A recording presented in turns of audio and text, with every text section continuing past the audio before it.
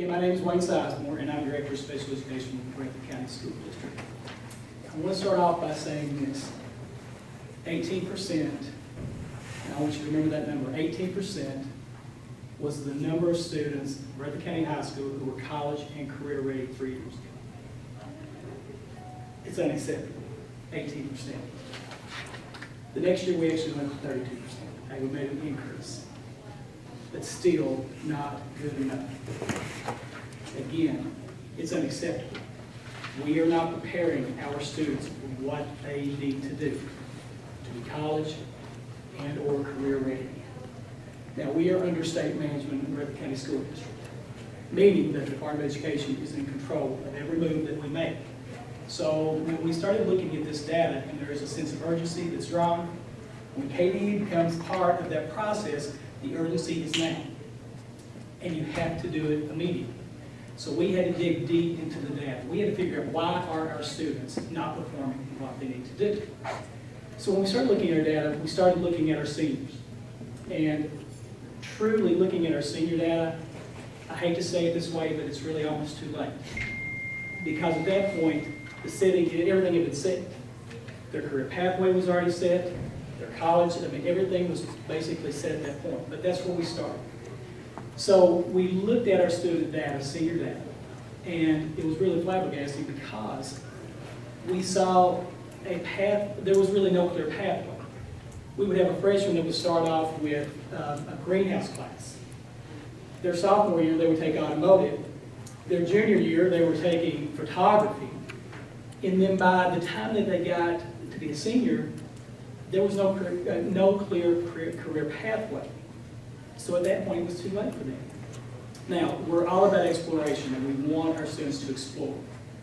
But we really need to set foundational. What do you want to do with your life? Where do you want to live? Do you want to stay in Jackson? Do you want to stay in Breathitt County? That's great, great place to live. But if you stay in Breathitt County, you have to find a skill that's going to get you a job in this area. So those are the conversations that we started to have with these students. We started, after we looked at our data and we saw what we found, first thing we had to do, we had to go talk to our teachers. Do our teachers understand what is career readiness? What is college readiness? Do we know what pathways we offer at our high school? And I hate to say it, they didn't know. Our teachers who are teaching this content had no idea what our career pathways were. Yeah, we've got this, we've got this. Fortunately, in Breathitt County, we have an ATC that is right on our campus. So it's a great resource. But still in our high school, we had no idea what we even went to our CTE teachers. What pathways are you offering? Well, they can name the pathways. What are the classes, the courses that our students need to take in order to get this? They had no clue. Well, we're offering this class this year, but then next year we're changing to this class. And then the next year, then we go back into rotation. So there was no clear pathway. They had no idea what we were offering. So that's really where we had to start. We had to start with our CTE teachers. What pathways do we need to offer in our school in order to make our students successful? And we had to have hard conversations. Hearing a country hymn is important. Maybe if you're on an Alaska reality TV show. So we really had to look, is that really what we need? Is that really what we need to be teaching? We've got to look at 21st century skills, and we've got to set that. So after having those hard conversations and changing our career pathways and making sure that we offer the courses that a student needs in order to be a completer, we then had to go talk to our regular education teachers or our teachers or staff that was doing this. And we had to talk to them. We said, okay, do you understand what CCR is? Do you understand what benchmarks are? They didn't. So we had to educate them. We had to educate ourselves, even in the central office. We had to make sure that we understood what CCR was. So then when we did that, we didn't stop. We went to our middle school, we went to our elementary schools. Because truly, these conversations don't need to be having, we do not need to start these conversations in our high school. We need to start these conversations in our preschool, in our kindergarten classrooms. So we went out and we had the conversations with our elementary. Once we did that, this is where kind of my capstone goes. We started a mentoring process with our central office staff, and we started with our senior class. Each central office member received a list of names of seniors, And those were our seniors. We own those names because we want to get into a one-on-one conversation with those. We want to learn those students. We want to know their ins and outs. What are they taking? What are they making? What's their attendance? What are their behaviors? What supports can we provide them? And once we did that, it was really amazing what we saw. Students started buying into what they started speaking the conversation. They started speaking the language. Why is it important to take workings? Why is it important to take the ASVAB? Why is it important for me to worry about making that benchmark in math and science? Once we started having those conversations with our students, it really clicked with me, especially being director of special education, because a lot of the students that we work with, they may not go to college. They're going to be we need to get them on a career pathway, because that's going to be their only success in life. So I made it a charge that I not only started with my seniors, we went to our juniors, we went to our sophomores, and we went to our freshmen. And at the end of it, I was mentoring probably about 75 or 80 students, but that's okay. I made it a point to meet with every student at least twice a month. And I know that doesn't sound like a lot, but I really got to know the ins and outs, and I had to make it priority. And I wear many hats in the district, but my priority, I had to mentor these kids. And now it shows. I want to model that for our special education staff at our high school because I needed their support. Now, our special education staff, they work extremely hard, and we're very fortunate with the staff we have at our high school. But we've got to do more. We've got to do more. We can't be satisfied with where we are right now.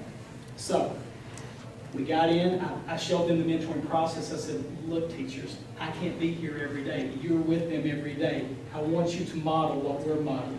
And they bought into it. And they saw the benefits of getting to know these students on a one-on-one. Once we did that, we decided to take it a step further, and we decided we needed to celebrate. We needed to provide an incentive. So what we did is we came up with a rubric for every student with special needs.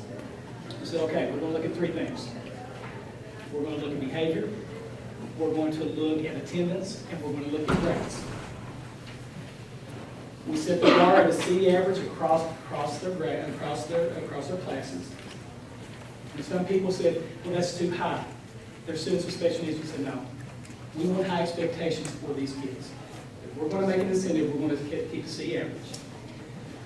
Every 9 weeks, we look at their attendance, two or less unexcused events. That could be a tardy or that could be an absence. And then third, behavior, no behavior write-ups. We don't want that. We can't have that in our school.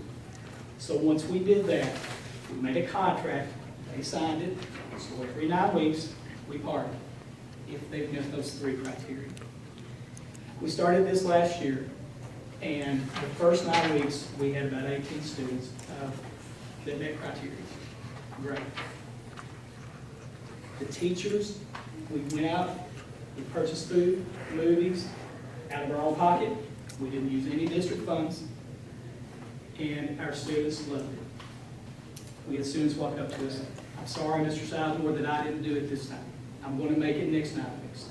And what we did is we started over. We wanted to give them the opportunity. If they didn't meet it, we wanted to say, okay, I'm sorry, you're finished, we'll see you next year. No, we didn't want to do that.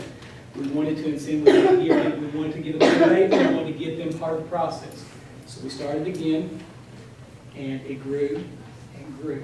Let's fast forward to this past 9 weeks, this current school year.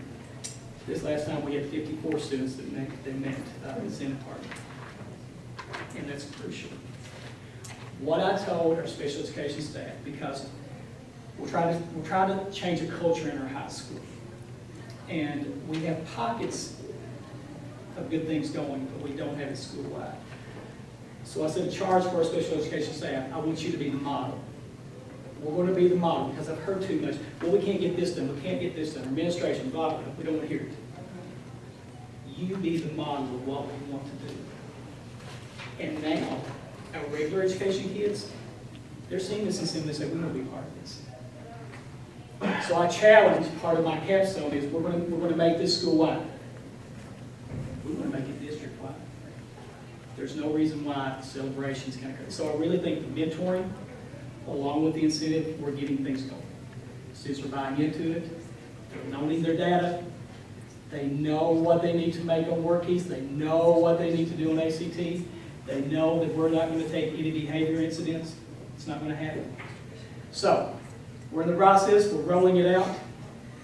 We're expecting great things. We're expecting great things. So, that's where we are. I know that it really sounds elementary. I mean, it really sounds elementary what we're doing. I know. But the buy-in that we've seen, and when I go through it, and I had this happen, and I think this was probably what made me most proud. I was walking through the high school cafeteria one day, and had a student with special needs. She walked up to me and she said, I want to take the ACT. I want to go to college. And I said, okay, we're going to make it happen. Or I had another student come up to me and said, you know I failed algebra. I know I failed the last 9 weeks for algebra, but I want to get in that automotive class next year. So I'm really going to beef it up. So when you're having conversations with our students with special needs, it's going to happen. We got to have it with our regular education kids too. So that's where I have my capstone. We're excited about it. I know. That's awesome. So we'll see. Any questions about that? I've got a middle school principal back here. We're rolling into the middle school as well. Yeah, we've got to have a change in Breathitt County,